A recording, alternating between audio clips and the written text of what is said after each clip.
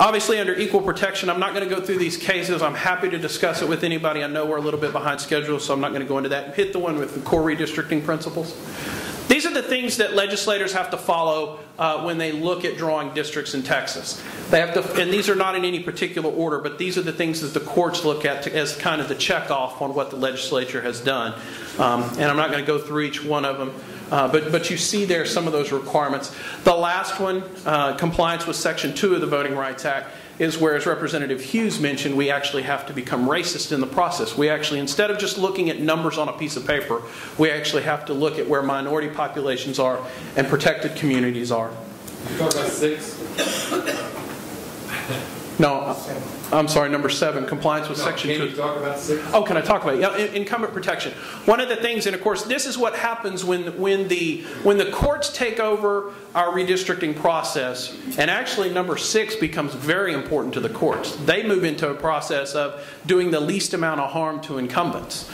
They want to protect incumbents. In fact, those of you that worked against Chet Edwards in the last election cycle, congratulations on winning that. But part of the reason that Chet Edwards was in office anyways was because the court that ended up having to redraw that map because of some problems that we had with Congressional District 23 where we lost Congressman Bonilla, they affected what happened with Chet Edwards. I think actually if the Republican map that Representative King carried and passed last time, if we would have had that map, you wouldn't have had Chet Edwards in that seat. But the court was very concerned with protecting incumbents. And so it becomes very important in the court process. Now, as I mentioned earlier, it's obviously very important to those incumbents who are here with respect to drawing their seats. So now you start to see how it kind of becomes a Lord of the Flies type activity. So, next slide.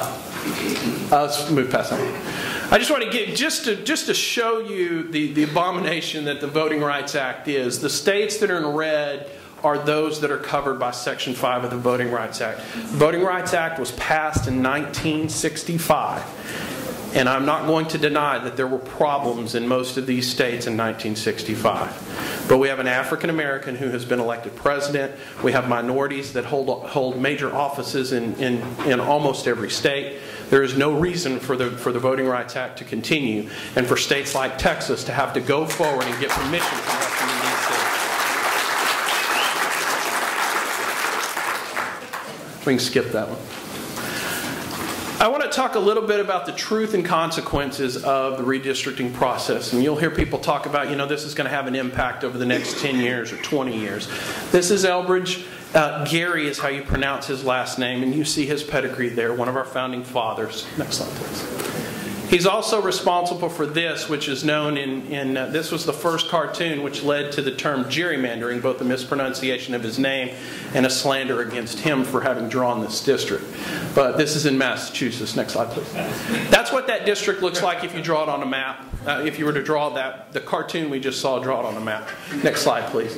The red district is what that actual congressional district looks like today. So Elbridge Gerry drew a district back towards the founding of our country, and this is what it looks like today. And it still produces the exact type of representative that he wanted. He wanted what would today be a Democrat elected in that seat, and today in Massachusetts, it still consistently elects a Democrat. Next slide, please. This congressional district is an actual congressional district that was passed in Georgia. It's Congressional District 13. And this is what happens if you let the liberals take charge of the redistricting process. This district goes down to 1 block wide in 10 different places. And for those of you who work in redistricting, I don't mean a census block. I mean a city block. It goes down to 1 block wide in 10 different places. So, the best defense that we have as conservatives is to get behind our legislators, to encourage them to do their job during the legislative session, and have them fight to make sure that the legislature, the conservative members that we elected and sent here, are able to draw those districts so that we can consistently elect conservatives. So that those 4 new seats that Texas is getting, those new congressional seats, can go to conservatives. And there's not going to be some deal cut where the Democrats get 2 and the Republicans get 2, and we protect all the incumbents. The legislature needs to address it, and that's our best defense. So I'm happy to take any questions. Yes, sir? What are these districts, where are they leaning to grow?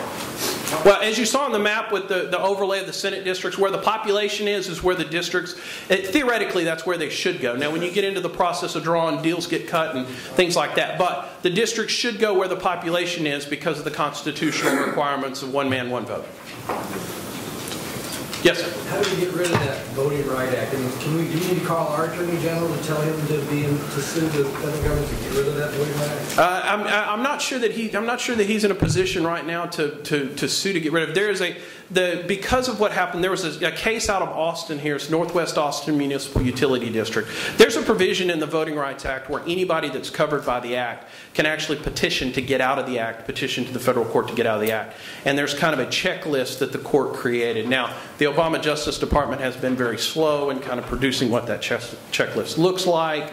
But eventually we'll be able to go through the checklist and say, okay, Texas meets this, petition to get out. But it's going to take a little bit of time to go through that process. How much is little time? I'd say, I mean, for a statewide removal of that, you're talking years. Individual municipalities, individual water districts, things like that, it's something that they should be investigating right now. Right. Yes, sir.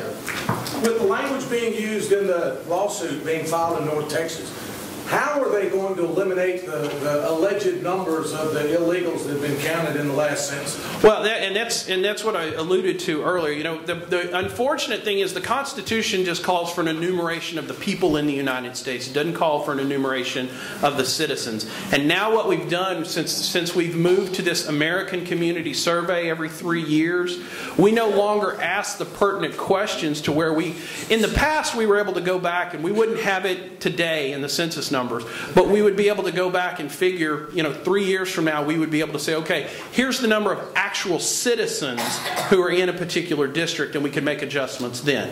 And in fact, that's what Justice Kennedy called to have done it takes about 3 years for this litigation to make it to the Supreme Court anyways. But now when it goes to the Supreme Court, that number is not going to be available.